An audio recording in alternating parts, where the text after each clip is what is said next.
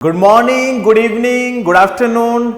मैं फिर से स्वागत करता हूं आपके खुद के ही ऑन केमिस्ट्री चैनल पे। आज बच्चों हम हैलो अल्केन हैलो एरीन्स में अपने अगले कदम को बढ़ाएंगे। इस स्टेप में आज इस लेक्चर के अंदर सिंथेसिस ऑफ हैलो अल्केन्स को हम कंप्लीट करेंगे। उसमें सबसे पहली जो सिंथेसिस आती है वो आती है फ्रॉम अल्कोहल्स। ऑर्गेनिक केमिस्ट्री के मैं आपको एक मसालेदार और एक बढ़िया चीज बताता हूं। अगर आपने रिएक्टेंट से सही प्रोडक्ट बनाना है ना, तो आप उसके मैकेनिज्म को पकड़ लो। उसका मैकेनिज्म याद नहीं करना है, उसको सिर्फ आपने अंडरस्टैंड करना है।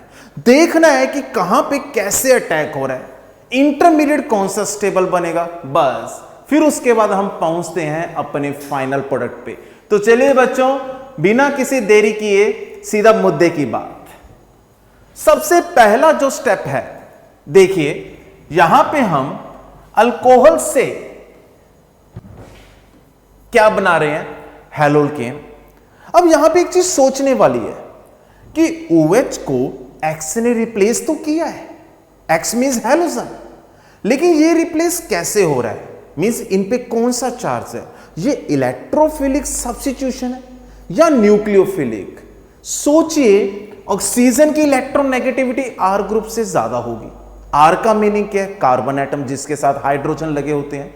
अब अगर ऑक्सीजन की इलेक्ट्रोनेगेटिविटी ज्यादा है तो after the breaking of bond oxygen पे नेगेटिव और R पे पॉजिटिव। हैलोजन एसिड्स में हमें मालूम है कि हाइड्रोजन पे पॉजिटिव होगा because all halogens are highly electronegative than hydrogen. तो X पे कौन सा चार्ज होगा, नेगेटिव।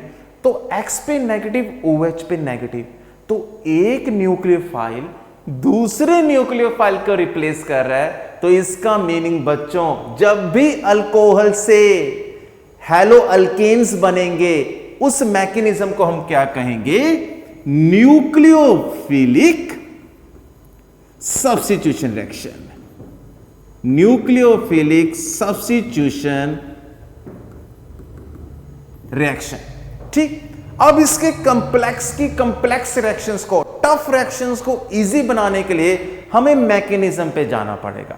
अब देखिए बच्चों, अगर मैं आपसे पूछूं कि आपके पास दो तरह के ग्रुप्स हैं जिनको हम लीविंग ग्रुप में कंसीडर कर रहे हैं, उसमें पहला है OH नेगेटिव और दूसरा है H2O।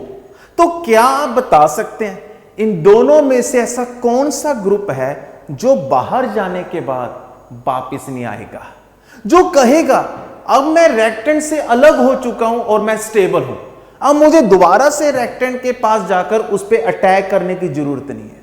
हाँ, वाटर, क्योंकि बच्चों वाटर पे कोई चार्ज नहीं है, वो अपने आप में एक न्यूट्रल मॉलिक्यूल की फॉर्म में है। तो मैं ये आपको कह सकता हूं कि OH negative is weak leaving group and water is good or best living group, good or best living group। बस यही कंसेप्ट को हम अपने इस मैकेनिज्म पे अप्लाई करेंगे।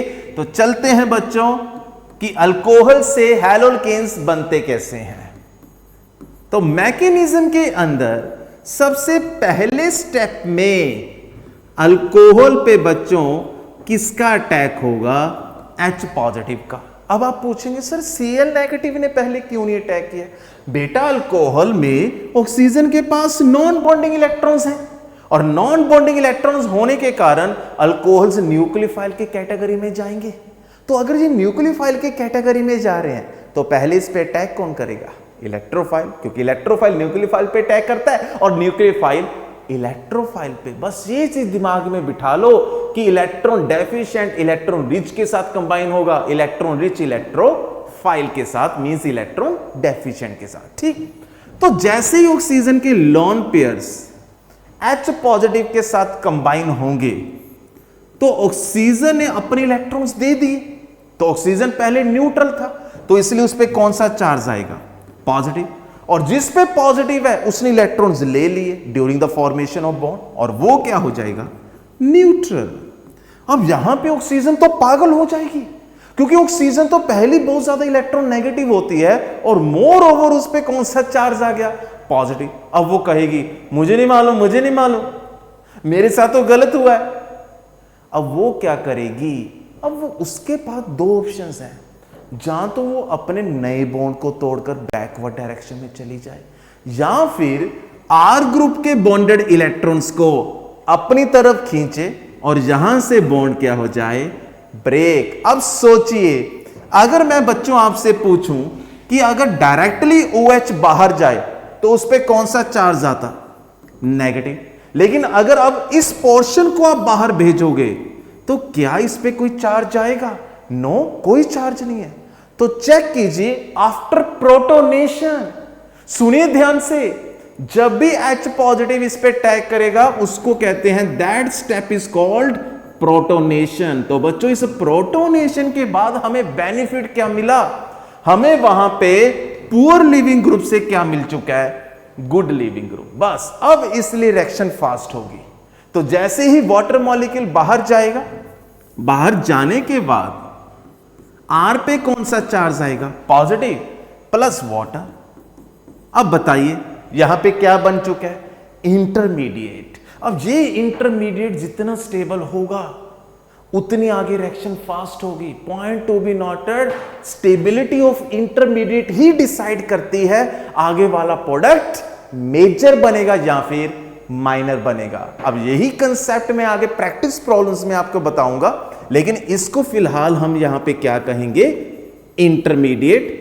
और इसके अंदर कार्बन छुपे हुए हैं, तो ये कौन सा इंटरमीडिएट हुआ बच्चों, कार्बोकेटाइन। बस इसके बाद क्या होगा, अब तो ये स्टेप क्या हो जाएगा, फास्ट, और इसमें अटैक किसका होगा, X नेगेटिव का, दैट इज हेलाइड, कोई भी हेलाइड हो, fluorine, chlorine, bromine, iodine, and formation of hello alkane. तो दोबारा से सुनिए ध्यान से, स्पीडी फॉर्म में अल्कोहल से हेलो अल्केन बन रहा है, जिसमें सबसे पहले प्रोटोनेशन होगी, ऑक्सीजन के लोन पेयर इलेक्ट्रोफाइल पर अटैक करेंगे, ऑक्सोनियम आयन बनेगा, this is called oxonium ion, जिससे हमें एक बेनिफिट मिलेगा। पुअर लिविंग ग्रुप की जगह क्या मिल रहा है हमें, गुड लिविंग ग्रुप और बेस्ट लिविंग ग्रुप। जैसे ही वो बाहर जाएगा R पे positive charge, that is called carbocation, और उसी कार्बोकेटाइन पे फिर किसका टैग होगा, X नेगेटिव का, halide ion, and formation of hello alkane. ठीक, अब आगे इसकी प्रैक्टिस प्रॉब्लम्स देखो बच्चों।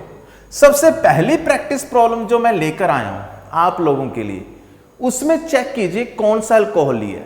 OH जिस कार्बन के साथ लगी हुई है वो कार्बन डायरेक्टली 3 कार्बन के साथ कनेक्टेड है, दैट वन इज 3 डिग्री। ठीक, अब इसमें चेक कीजिए, इस केस में भी HCl के साथ रिएक्शन हो रही है, लेकिन इसमें OH जिस कार्बन के साथ कनेक्टेड है वो कार्बन आगे एक ही कार्बन के साथ कनेक्टेड है, दैट इज 1 डिग्री। और इस केस में OH जिस कार्बन के साथ बॉन्डेड है दैट विल बी 2 डिग्री। तो अगर मैं अभी आपसे पूछूं कि यहां पे प्रोडक्ट क्या बनेगी, तो प्रोडक्ट तो आप इजीली बना लोगे, सिंपली आपने OH को H पॉजिटिव के साथ कंबाइन करके वाटर के फॉर्म में निकाल देना है, और उसके बाद जो कार्बोकेटाइन बनेगा उस पे किसका टैग होगा, Cl नेगेटिव। ठीक, तो तीनों के प्रोडक्ट एक बार बनाने के बाद मैं अभी आपसे एक क्वेश्चन पूछता हूं, पहले आप इसको ध्यान से देख लीजिए।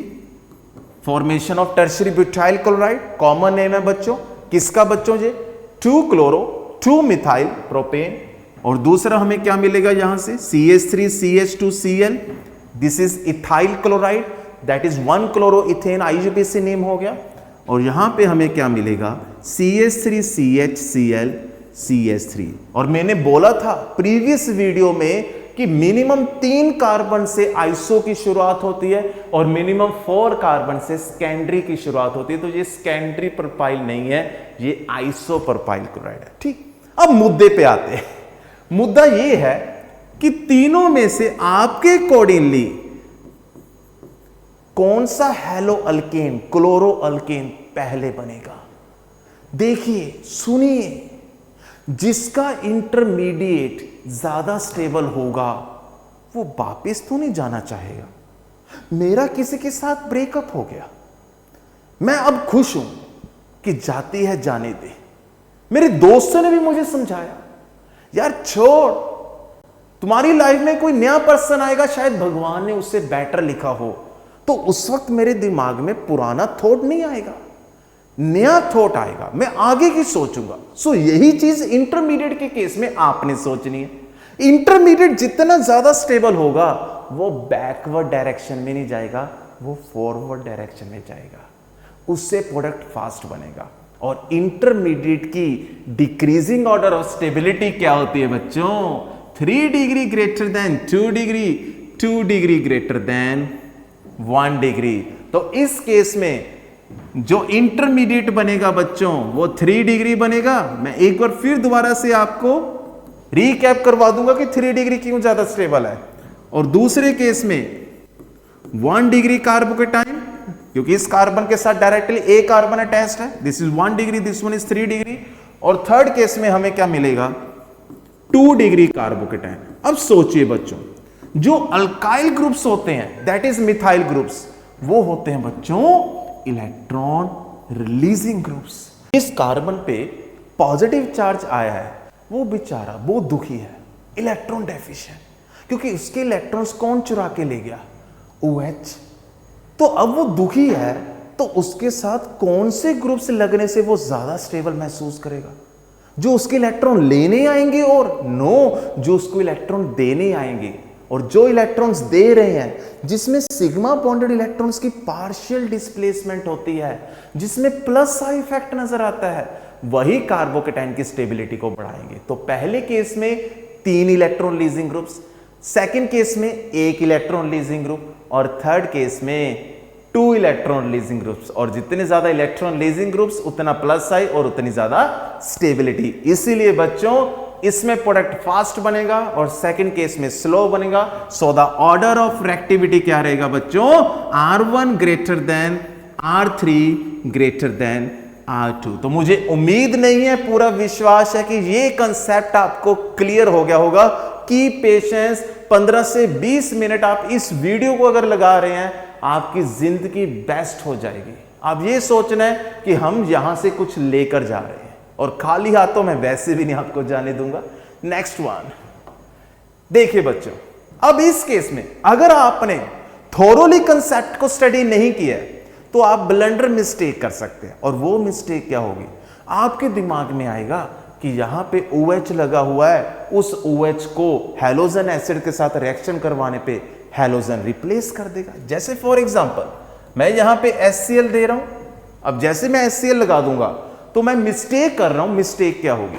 हम जल्दी से यहां से वाटर निकाल देंगे and formation of CH3 CH3 CH3 CH2Cl। अब बच्चों इसका मैंने कॉमन नेम ही बताया हुआ है, शॉर्ट वीडियोस में भी बताया हुआ है। इसका कॉमन नेम है नियोपेंटाइल क्लोराइड। और बच्चों यहां पे नियोपेंटाइल क्लोराइड मेजर प्रोडक्ट की कैटेगरी में नहीं आएगा। नो, बिल्कुल भी नहीं आएगा। क्यों? इस पॉइंट को अभी नोट कीजिए, जहां पे रीअरेंजमेंट होती है वहीं पे इंटरमीडिएट नजर आता है। आई रिपीट, अब इसको मैं ऑपोजिट फॉर्म में बोल रहा हूं। जहां पे इंटरमीडिएट बनेगा वहां पे आपने चेक करना है कि रीअरेंजमेंट होने से क्या इंटरमीडिएट की स्टेबिलिटी बढ़ रही है। अब सोचिए, मैंने एक बॉक्स उठाया हुआ है, मेरा भाई ऐसे पैदल चल रहा है। अब उस बॉक्स में बहुत ही कॉस्टली चीज है जो ब्रेक हो सकती है, और वो चीज हमने अपने फादर साहब के पास पहुंचानी है, और हम दोनों भाई बहुत ज्यादा डरते हैं। तो वहां पे हम दोनों के लिए आगे कोई मुसीबत ना बन जाए, तो वो बॉक्स मैं उठाकर अपने भाई को दे दूंगा, क्योंकि मुझे मालूम है कि जितना अच्छे तरीके से वो उसकी संभाल रख सकता है उतनी तरीके से मैं नहीं। तो इसका मीनिंग क्या हुआ? वो बॉक्स पहले मेरे हाथ में था तो वो लेस स्टेबल था, लेकिन रीअरेंजमेंट होने से उसने अपना एक सामान मुझे दे दिया, तो उससे स्टेबिलिटी क्या हो गई? इंक्रीज। तो यही रीअरेंजमेंट आपने एक बार चेक करनी है जब कहीं किसी ऑर्गेनिक रिएक्शन के अंदर इंटरमीडिएट की फॉर्मेशन हो। तो आइए यही चीज हम इसमें देखते हैं। तो सबसे पहले तो बच्चों मैकेनिज्म के अंदर H पॉजिटिव का अटैक होगा। सबसे पहले आपने H पॉजिटिव का अटैक करवाना है बच्चों। लो जी, H पॉजिटिव अटैक हो गया। अब ऑक्सीजन के लोन पर जैसे इस पे अटैक करेंगे, formation of oxonium ion, means protonation as a step अभी हमने डिस्कस की है बच्चों, ठीक। यहां पे बीच में CH2 है, फिर ऑक्सोनियम आयन, यहां पे भी CH3 है। अब यहां से वाटर बाहर जाएगा, ठीक, क्योंकि वो क्या बन चुका है, गुड लिविंग ग्रुप, और डायरेक्टली CH2 पे कौन सा चार्ज आएगा। वैसे ये स्टेप क्या होता है बच्चों, अगर आपने सुना है RDS, इस स्टेप में इंटरमीडिएट की फॉर्मेशन होती है। केमिकल किनेटिक्स में भी मैंने ये चीजें बताई हुई हैं, आप प्रीवियस मेरे वीडियो लेक्चर्स में केमिकल किनेटिक्स का वीडियो लेक्चर देख सकते हैं। उसमें मैंने बच्चों बताया था कि जिस स्टेप में इंटरमीडिएट की फॉर्मेशन होती है वही डिसाइड करता है कि रिएक्शन कितनी फास्ट होगी, that is the rate determining step. तो इसमें रेट डिटरमिनिंग स्टेप ये वाला होगा, जिसमें क्या बन रहा है बच्चों, कार्बोकेटायन। अब देखिए इस वक्त जिस कार्बन पे पॉजिटिव चार्ज है वो कितने डिग्री है, दैट वन इज 1 डिग्री, क्योंकि उसके साथ डायरेक्टली कितनी कार्बन है, ओनली 1। लेकिन अगर मैं ये पॉजिटिव चार्ज साथ वाले कार्बन पे शिफ्ट कर दूं और इसके बॉन्डेड इलेक्ट्रॉन्स के साथ CH3 को उस कार्बन पे भेज दूं जिस कार्बन पे अभी आपको पॉजिटिव चार्ज नजर आए, तो क्या होगा। देखिए दोबारा से सुनना आपने ध्यान से, CH3 CH3, अब होगा क्या, ये पॉजिटिव चार्ज इस कार्बन पे आएगा, ठीक, और जिस पे CH3 था वो दूसरी कार्बन पे चला जाएगा।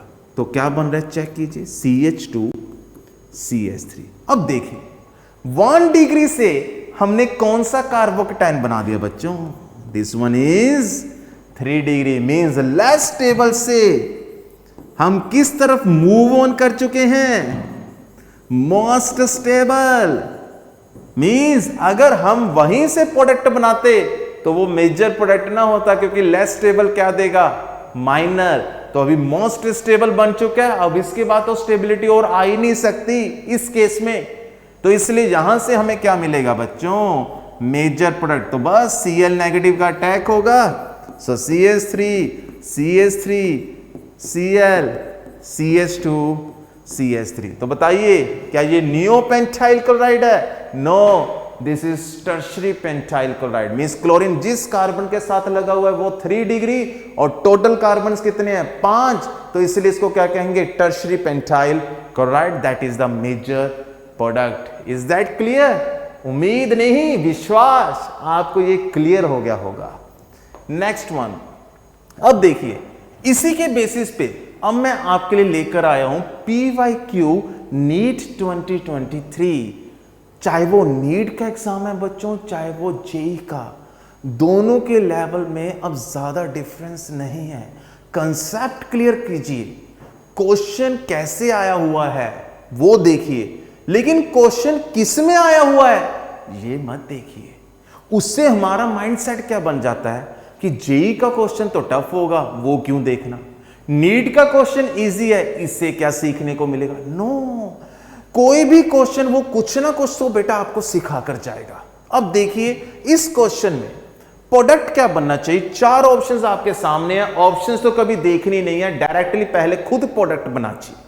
अगर हम खुद प्रोडक्ट बनाएं तो कैसे बनेगा, देखिए तो इसके मैकेनिज्म में जाएंगे, H पॉजिटिव इस पे अटैक करेगा, ऑक्सीजन पे पॉजिटिव चार्ज आएगा, वाटर बाहर निकल जाएगा, oxonium ion, water good leaving group, finally इस कार्बन पे पॉजिटिव चार्ज आएगा।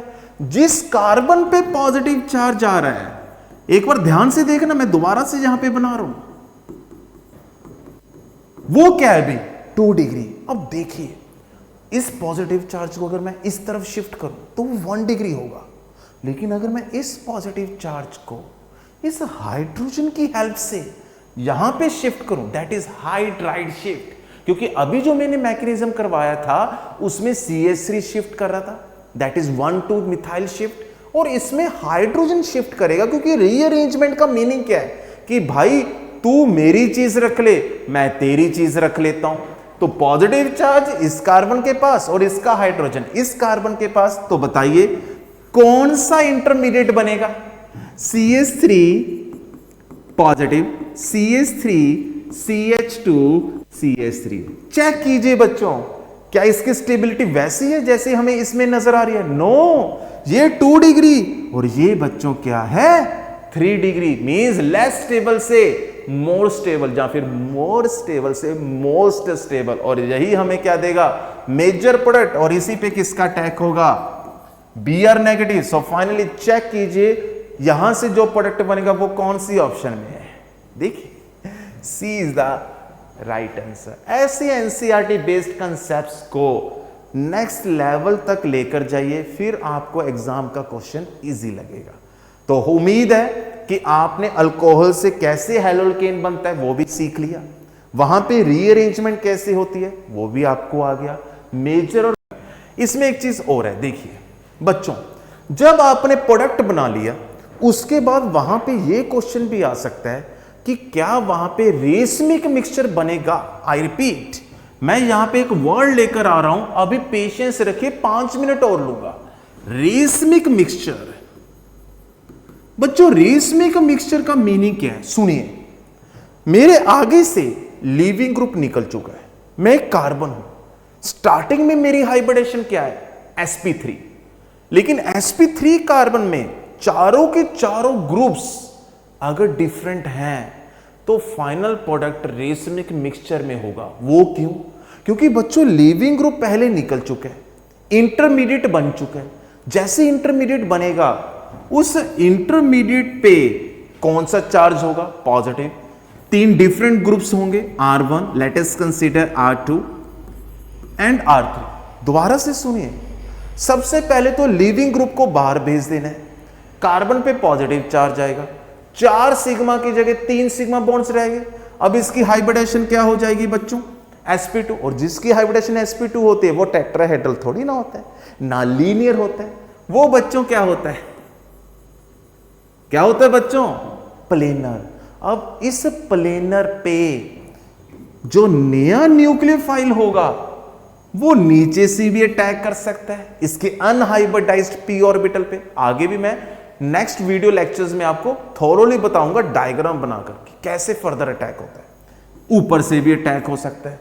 तो बताइए बच्चों, एक तो आपको ये मिल सकता है, यहां पे न्यूक्लियोफाइल लगा दीजिए, यहां पे R1, R2, R3। और दूसरा बच्चों, अगर न्यूक्लियोफाइल मैं इस साइड पे दिखा रहा हूं एक प्रोडक्ट में, तो दूसरी पॉसिबिलिटी इसके ऑपोजिट होगी। यहां पे क्या आएगा? R1, R2, R3 और इसके राइट साइड पे क्या आ जाएगा? न्यूक्लियोफाइल। अब यहां पे दोनों के दोनों कायरल कार्बन्स हैं। कायरल कार्बन्स का मीनिंग क्या है? कि जिसके साथ चारों के चारों एटम्स और ग्रुप ऑफ एटम्स क्या हो? डिफरेंट। और जो कायरल कार्बन है उसमें अगर पहला कंपाउंड R कॉन्फ़िगरेशन दे रहा है तो दूसरा कंपाउंड कौन सी कॉन्फ़िगरेशन देगा? S। डोंट वरी, आइसोमेराइजेशन में, आइसोमेरिज्म में, स्टीरियोकेमिस्ट्री में ये भी चीज मैं एडवांस लेवल तक आपको बताऊंगा। की पेशेंस। तो अगर एक कार्बन की कॉन्फ़िगरेशन R है, दूसरी की क्या होगी? S। और प्रोडक्ट में हमें दोनों ही नजर आएंगे R+S। और इसी मिक्सचर को हम क्या कहते हैं? Racemic mixture.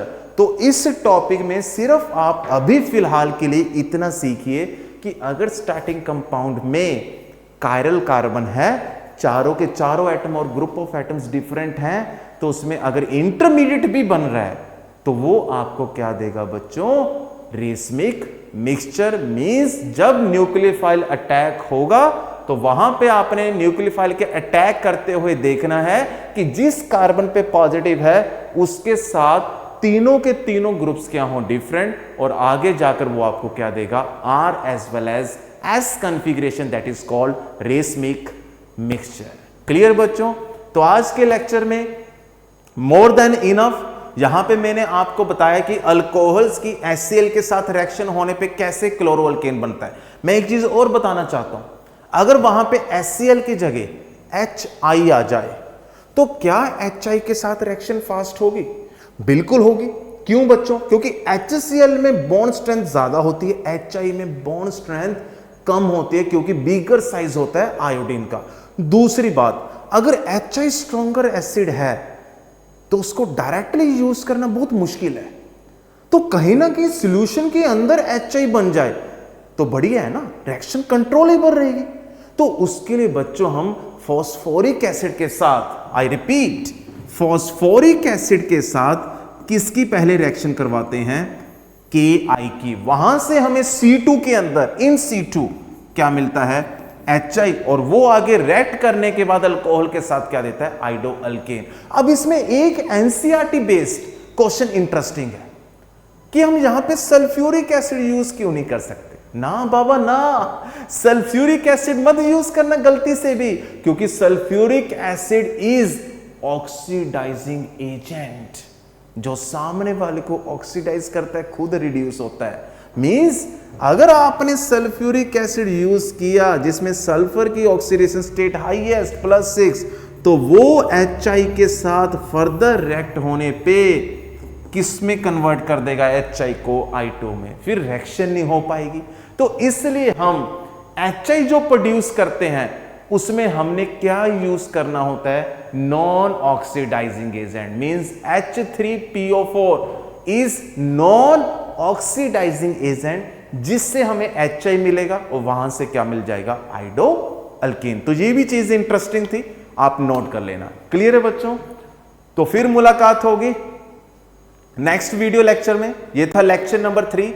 Next video lecture में हम करेंगे मार्कोनी कर्व्स और एंटी मार्कोनी, और चैप्टर के कंप्लीशन के बाद मैं कोशिश करूंगा कि एक वन लॉन्ग वीडियो में चैप्टर की पूरी डिस्कशन हो जाए।